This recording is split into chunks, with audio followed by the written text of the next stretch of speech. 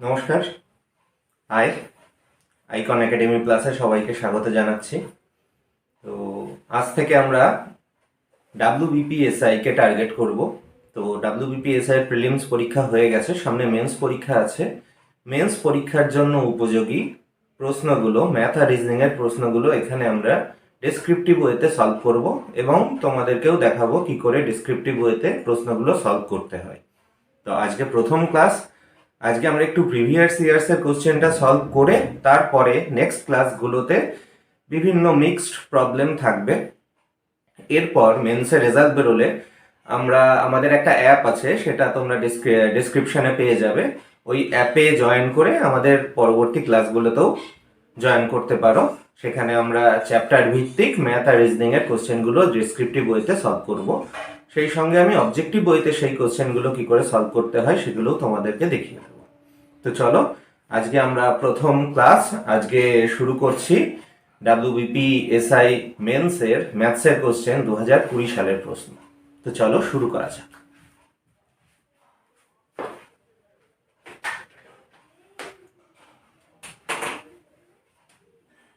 প্রথম প্রশ্ন, অ্যাকচুয়ালি এখানে প্রশ্নটা লেখা নেই, আমি খুব সিম্পল ওয়েতে লিখছি এবং তোমাদেরকে বলে দিচ্ছি। দেখো, প্রথম প্রশ্ন বলছে যে এক ব্যক্তি কোনো একটি মূল্যে একটি বস্তু বিক্রয় করে 10% লাভ করে, তাহলে গেইন করে সে কত পার্সেন্ট বা লাভ করে সে কত পার্সেন্ট? 10%।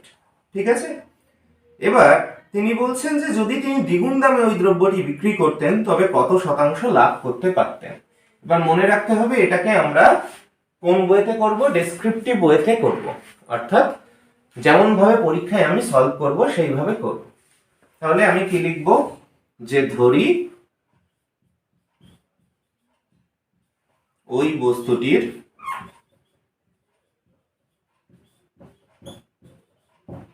ক্রয় মূল্য সমান 100 টাকা। ঠিক আছে, ক্রয় মূল্য আমি জানি না, ক্রয় মূল্য ধরে নিলাম। এবার আমি বিক্রয় মূল্য কি তা জানি না, কিন্তু আমাকে বলে দিয়েছে সে লাভ করে 10%। তাহলে এখানে বিক্রয় মূল্য কত হতে পারে? দেয়ার ইকুয়াল বা অতএব ওই বস্তুটির বিক্রয় মূল্য, আমি একটু শর্টে লিখছি, তোমরা ডেসক্রিপটিভেই লিখবে। 100 ছিল ক্রয় মূল্য প্লাস আরো 10% সে লাভ করেছে, তার মানে আমার কত হলো? এত টাকা, 110 টাকা। ক্লিয়ার এটুকু? যে লাভ করছে ক্রয় মূল্য, বিক্রয় মূল্য। এবার বলছে তিনি যদি দ্বিগুণ দামে ওই বস্তুটি বিক্রয় করতেন তাহলে কত শতাংশ লাভ করতেন। তাহলে আমি লিখব বিক্রয় মূল্য দ্বিগুণ হলে কমা নতুন বিক্রয় মূল্য হবে, দেখো 110 টাকা তো ছিল, দ্বিগুণ হলে মাল্টিপ্লাইড উইথ 2, তার মানে কত হবে? 220 টাকা। এবার আমাকে কি বলছে? যে তবে ওই ব্যক্তি কত শতাংশ লাভ করতে পারতেন। তাহলে দেখো, বস্তুটির ক্রয় মূল্য ছিল 100 টাকা আর বিক্রয় মূল্য হচ্ছে 220 টাকা। তাহলে দেয়ার ইকুয়াল নতুন লাভ কি হবে? 220 মাইনাস 100, এত টাকা ইজ ইকুয়াল টু 120 টাকা। তো এখানে আমরা পেয়ে গেছি নতুন লাভ হচ্ছে 120 টাকা, কিন্তু আমাকে পার্সেন্টেজে বার করতে বলেছে। এবার দেখো, যেহেতু আমরা ক্রয় মূল্যটা 100 টাকা ধরেছিলাম, তাই জন্য নতুন লাভ আমার এই 120 টাকা যেটা বেরোলো এটাই পার্সেন্টেজ। তার কারণ আমি তোমাকে দেখিয়ে দিচ্ছি যে পার্সেন্টেজ, লাভের পার্সেন্টেজ কি করে বার করতে হয় না, লাভ ডিভাইডেড বাই ক্রয় মূল্য, 100 মাল্টিপ্লাইড উইথ 100, এটা তো। তাহলে 100 কেটে গেল, দেয়ার ইকুয়াল 120%। ঠিক আছে, তাহলে প্রথম অঙ্কটা আমরা করে ফেললাম যে তিনি কত টাকা লাভ করতে পারতেন, এই কত পার্সেন্ট লাভ করতে পারতেন। 120% তিনি লাভ করতে পারতেন। এবার এই অঙ্কটাই যদি একটু অবজেক্টিভ ওয়েতে আমাকে করতে হয়, তো সিম্পল জিনিস, আমি অবজেক্টিভ ওয়েতেও এই সেম প্রসেসেই করতে পারি। আদারওয়াইজ ডেসক্রিপটিভ ওয়েতে এই অঙ্কটা এক্স ধরেও করতে পারতাম, এক্স ধরে করাও যা, এই প্রসেসে করাও তাই। কিন্তু মাথায় রাখতে হবে তুমি যে স্টেটমেন্টটাই লিখবে সেটাকে কিন্তু তোমাকে ব্যাখ্যা করে লিখতে হবে। তো এই অঙ্কটা সেম অবজেক্টিভ ওয়েতে করতে পারতাম, সেম অঙ্ক হতো, মুখে মুখেই করা যেত। কি না, সিপি 100 ধরবো, 10% লাভ হলে এসপি 110, নতুন বিক্রয় মূল্য দ্বিগুণ মানে 220, তাহলে 100 থেকে 220 সাবট্রাক্ট করব, তার মানে হচ্ছে আমার লাভ হয়ে গেল 120%। বোঝা গেছে? তাই চলো নেক্সট অঙ্কে যাওয়া যাক। 100, 110, 220 টাকা, তার মানে 120%।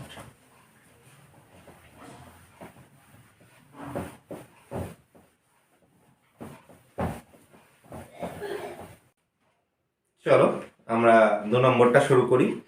তো প্রথম অঙ্কের ক্ষেত্রে টোটাল ডেসক্রিপটিভ ওয়েতে আমি দেখিয়েছি, পরের অঙ্কগুলোর ক্ষেত্রে আমি স্টেটমেন্টটা জাস্ট মুখে বলে যাব, তোমরা আমাকে ফলো করবে, অর্থাৎ স্টেটমেন্টটা লিখছেন।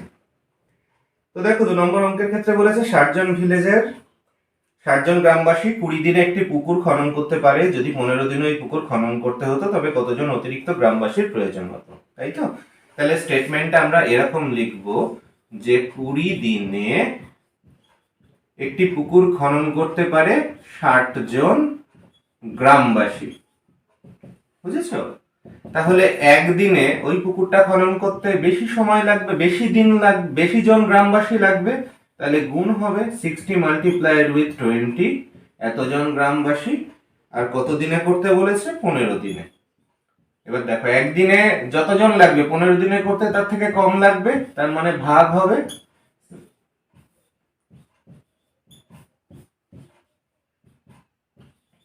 80 জন গ্রামবাসী। এবার এখানে একটু ট্রিক্স আছে, মানে অঙ্কটাই খেয়াল রাখতে হবে যে 15 দিনে কতজন গ্রামবাসী কমপ্লিট করতে পারে সেটা কিন্তু চাইনি, চেয়েছে অতিরিক্ত কতজন গ্রামবাসী লাগে। তাহলে অতিরিক্ত কতজন লাগবে? 60 তো ছিলই, এখন লাগছে 80, তাহলে অতিরিক্ত লাগবে হচ্ছে 20 জন গ্রামবাসী। এইভাবে স্টেটমেন্ট করে এই অঙ্কটা করতে হবে। বোঝা গেল? তো এটাকেই যদি আমি আরো একটু শর্টে করতে যেতাম, তাহলে একটা ফর্মুলা আছে আমার, ফর্মুলাটা মনে রাখবে, m1 d1 by w1 is equal to m2 d2 by w2।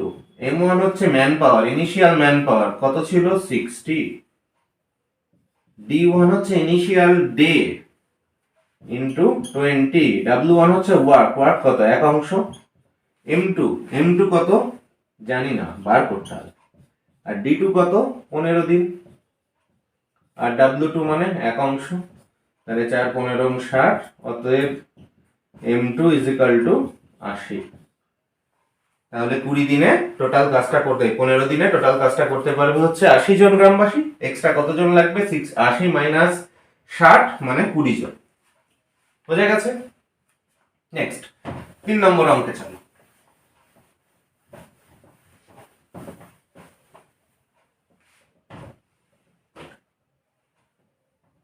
3 নম্বর অঙ্ক একটা চোর পুলিশের অঙ্ক, অর্থাৎ টাইম এন্ড ডিস্টেন্সের অঙ্ক। বলছে পাহারাদার 200 মিটার দূরে একটি চোরকে দেখতে পেয়ে তাড়া করলো। তার মানে দেখো এখানে পাহারাদারের পজিশন হলে এখানে চোরের পজিশন, এটা হচ্ছে 200 মিটার। তাড়া করে কি করলো না, একই সঙ্গে পাহারাদারকে দেখে চোরটাও পালাতে লাগলো। তাহলে এখানে চোরটা আছে, এখানে পুলিশটা আছে, তাহলে চোর এই পজিশনে 200 মিটার পরে গিয়ে পুলিশটাকে দেখলো, দেখে পালাতে শুরু করলো, নিশ্চয়ই এত দূর যাবে। তো এত দূর গিয়ে চোরটাকে পুলিশ ধরে ফেললো। তাহলে চোরটা কতটা ডিস্টেন্স কভার করেছে? এই ডিস্টেন্সটা মাথায় রাখবে। এবং পুলিশ কতটা ডিস্টেন্স কভার করেছে? এই টোটাল ডিস্টেন্সটা। আমাকে বলে দিয়েছে পাহারাদারের গতিবেগ 12 কিলোমিটার পার আওয়ার, প্রতি ঘন্টায় 12 কিলোমিটার করে যায়, আর চোরটা 10 কিলোমিটার পার আওয়ার। তো এই টাইপের অঙ্কগুলো এমআই করতে হয়, যেহেতু তারা দুজনেই একই দিকে যাচ্ছে, তাহলে রিলেটিভ ভেলোসিটি বার করব। অর্থাৎ আপেক্ষিক গতিবেগ আমি মুখে বলে দিচ্ছি, স্টেটমেন্টটা তোমরা ফলো করে যাবে যে পাহারাদার এবং চোরের আপেক্ষিক গতিবেগ 12-10 এত kilometre per hour is equal to 2 kilometre per hour. অর্থাৎ যদি সেম কন্ডিশন থাকে তাহলে পাহারাদারটি 2 কিলোমিটার পার আওয়ার করে, মানে প্রতি ঘন্টায় 2 কিলোমিটার করে চোরের দিকে যাবে। তাহলে এই গতিবেগে আমাকে 200 মিটার যেতে কত সময় লাগবে সেটাই বার করতে হবে, কারণ অ্যাকচুয়ালি পুলিশটা 200 মিটার কভার করতে যে সময়টা লাগবে সেটাই সেই সময়ে ও চোরকে ধরে ফেলবে। হ্যাঁ, তাহলে ওটাই লিখতে হবে যে পাহারাদারটিকে 2 কিলোমিটার পার আওয়ার গতিবেগে 200 মিটার কভার করতে বা 200 মিটার দূরত্ব যেতে সময় লাগে। তাহলে সময় ইজ ইকুয়াল টু কি, দূরত্ব বাই গতিবেগ। তো গতিবেগটা আছে কিলোমিটার পার আওয়ারে, একে 5-18 দিয়ে গুণ করে আমরা মিটার পার সেকেন্ড করে নিলাম। তাহলে 10 মানে হচ্ছে এটা 5 দুগুণে 10 মানে হচ্ছে এখানে হবে হচ্ছে 20, মানে 18 দুগুণে 360 সেকেন্ড। বোঝা গেল? তাহলে 360 সেকেন্ডে টোটাল পাহারাদারটা চোরটাকে ধরে ফেলবে। আর এই 360 সেকেন্ডে চোরটা 10 কিলোমিটার পার আওয়ার গতিবেগে কত দূরত্ব যায় সেটা বার করলেই আমার চোরের ডিসটেন্স বেরিয়ে যাবে। তাহলে আমি স্টেটমেন্টটা এরকম লিখবো যে 360 সেকেন্ডে চোরটি 10 কিলোমিটার পার আওয়ার বেগে গেলে মোট দূরত্ব যায়। দূরত্ব ইজ ইকুয়াল টু কি, গতিবেগ গুণ সময়, গতিবেগ গুণ সময়। গতিবেগ হচ্ছে 10 গুণ 5-18 আর সময় হচ্ছে 360 সেকেন্ড। তাহলে 18 দুগুণে 36 মানে 20, তাহলে 1000 মিটার। তাহলে চোরটি মোট 1000 মিটার যাবে। এই ডিসটেন্সটা হচ্ছে 1000 মিটার। ধরা পড়ার আগে চোরটা 1000 মিটার যাবে। এবার তোমায় যদি কোশ্চেনটা এরকম বলতো যে পুলিশ কত দূর যাবে, তাহলে 1000-এর সঙ্গে আরো 200 যোগ করতে হতো, সেটা হচ্ছে পুলিশের মোট অতিক্রান্ত দূরত্ব। ক্লিয়ার? চল পরে।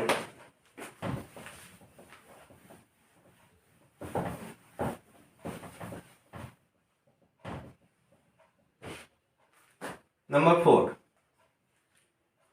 কি বলছে, প্রতি বছর একটি যন্ত্রের মূল্য প্রারম্ভিক মূল্যের 10% হ্রাস পায়। যন্ত্রের বর্তমান মূল্য যদি 60,000 টাকা হয় তাহলে 3 বছর পর সেই মূল্য কত হবে? এটা ডেপ্রিসিয়েশনের অঙ্ক বা হ্রাসের অঙ্ক। এটাও স্টেটমেন্ট ওইভাবে লিখবো যে যন্ত্রের বর্তমান মূল্য 60,000 টাকা।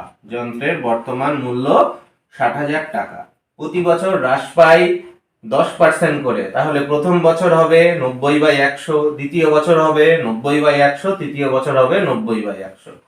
তাহলে অ্যাকচুয়াল বর্তমান মূল্য বা 3 বছর পরে মূল্য কত হবে? 60,000 গুণ 90/100 গুণ 90/100 গুণ 90/100। দুটো শূন্য, দুটো শূন্য, দুটো শূন্য, দুটো শূন্য, দুটো শূন্য, দুটো শূন্য।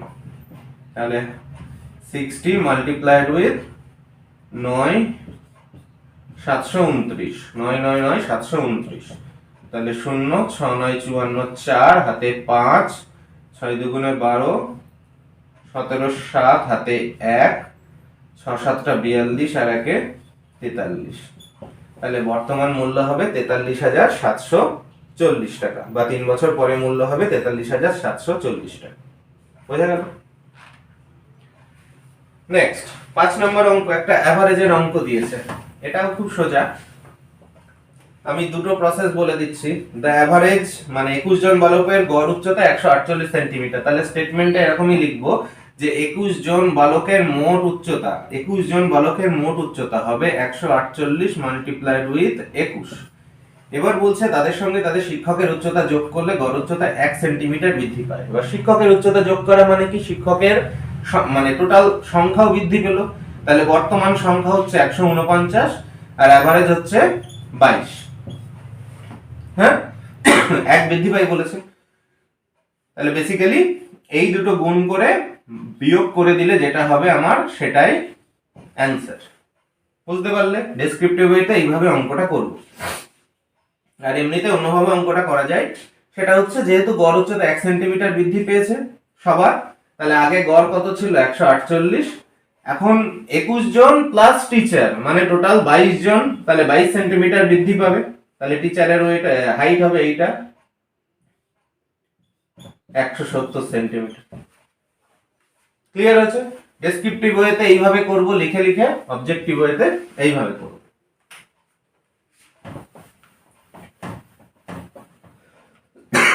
সরি, নেক্সট চলো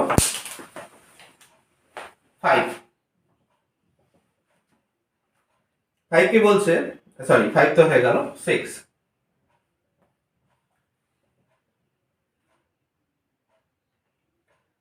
বলছে যে একটি নিরেট শীষের গোলকের ব্যাস হচ্ছে 20 সেন্টিমিটার। ওই গোলককে গলিয়ে 10 সেন্টিমিটার ব্যাসের কতগুলো গোলক প্রস্তুত করা সম্ভব?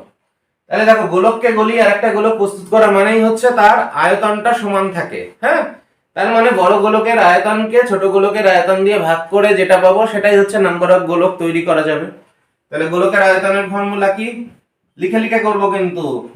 ধরি প্রথম গোলকের ব্যাস, ধরি না, প্রথম গোলকের ব্যাস 20 সেন্টিমিটার, তাহলে ব্যাসার্ধ 10, তাহলে প্রথম গোলকের আয়তন 4/3 পাই ইনটু r কিউব।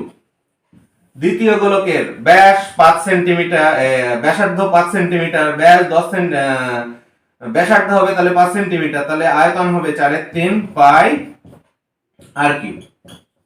তাহলে 4/3 পাই 4/3 পাই কেটে যাবে, তাহলে উপরে 10 ইনটু 10 ইনটু 10 আর নিচে থাকবে 5 ইনটু 5 ইনটু 5, তো কাটলে হবে 8।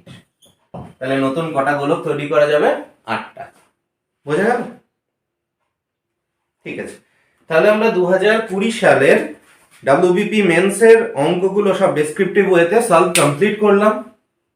এর পরবর্তী ক্লাসগুলোতে আমরা রিজনিং এবং maths, different kinds of reasoning, different kinds of maths এখানে প্র্যাকটিস করব, তোমাদের সঙ্গে শেয়ার করব, আলোচনা করব কি করে আরো ভালোভাবে, আরো ভালো স্টেটমেন্ট লেখার মাধ্যমে এগুলোকে করা যায় সেটাই করব। তো তোমরা ক্লাসগুলোকে ফলো করতে থাকবে। এছাড়াও এই ক্লাসের ডেসক্রিপশনে লিংক থাকবে, আমাদের একটা অ্যাপ তৈরি করা হয়েছে, সেই অ্যাপের ক্লিক করে তোমরা ওটাকে ইনস্টল করে আমাদের ক্লাসগুলো দেখতে পারো। এছাড়া ওখানে পেইড কোর্স চালু করা হবে একটা, যেখানে চ্যাপ্টার ভিত্তিক আমরা প্রশ্নগুলোকে সলভ করব ডেসক্রিপটিভ ওয়েতে, সেখানেও তোমরা জয়েন করতে পারো। তো আজকের ক্লাস এখানেই শেষ করছি। নমস্কার, ভালো থাকবে সবাই।